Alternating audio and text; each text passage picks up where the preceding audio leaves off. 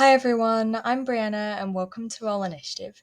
Today I'm going to be talking about some things that you can do on a long rest in D&D. So, let's get started.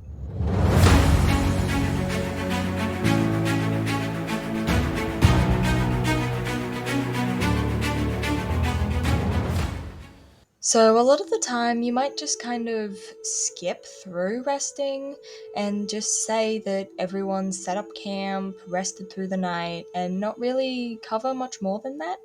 And a lot of the time, that's fine. It's just a way of speeding up the game. But every now and then, it can be really fun to play through the whole thing, and I think it can make it feel more realistic, and it can even make your players more attached to their game as it feels more real. Probably not something to do as an all the time thing because, you know, setting up camp and doing all of that every time can get rather tiring. But as an every once in a while kind of thing, it can be really exciting and just add something different to the game. Now let's have a look at some things that you can actually do on a long rest. Setting up camp can be a really fun start to the long rest, and I think quite a lot of times it can be overlooked. It's just like everybody sets up camp, now what are we doing? But if you actually take some time to set up the camp, then it feels more like home for a little while, and your players can become attached to it. Like that's their camp, they set it up. Somebody put a lot of effort or spent a lot of rolls putting up those tents. And it can be fun to give out jobs, like someone goes and collects firewood and starts the fire, somebody puts up the tent, someone maybe goes hunting and tries to find some food, maybe someone's designated as the cook.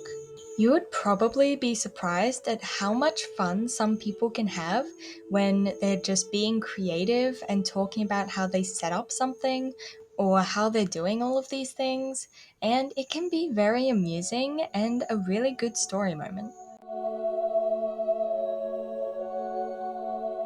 A lot of what makes camp in D&D so fun is just being able to roleplay and show how your character spends their downtime. Whether that's talking in character and talking to the other players and having conversations, maybe about what's happened recently or what your big plans are. Or whether it's playing games around the fire or having competitions such as climbing trees, racing, or anything like that that your players really want to see who's better at. Around the camp can be a really good time to talk about player backstories, because if their backstory has anything to do with the main plot, then they could have some information and think that it's a good time to share it, or they can be comparing backstories and talking about it. This can help to build character relationships and can sometimes even turn into really important story moments and character building moments. Another really interesting thing that players can do during a rest is to maintain their gear, fix stuff that's recently been broken, or maybe they're trying to make something that they thought would be useful after something that's just recently happened, or maybe they're even working on a skill.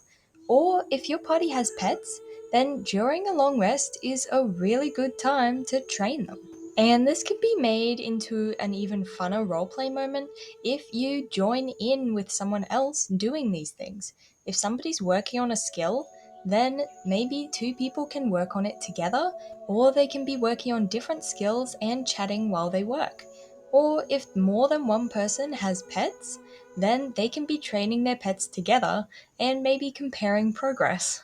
And these are all just kind of fun ideas that you can do on a long rest while trying to maybe take a break from pushing the story forwards, or maybe your players just need a moment to have fun and play out some downtime. Naturally, these are all just my ideas, and if you have things that you really like to do or find work really well for your table, then I'd love to hear about it in the comments. And I wanted to say thanks for watching all of this way, and I really hope that this video helped you. And if it did, then I'd be really grateful if you'd give the video a like or maybe even subscribe to my channel. As always, thank you so much for watching, and I hope to see you next time.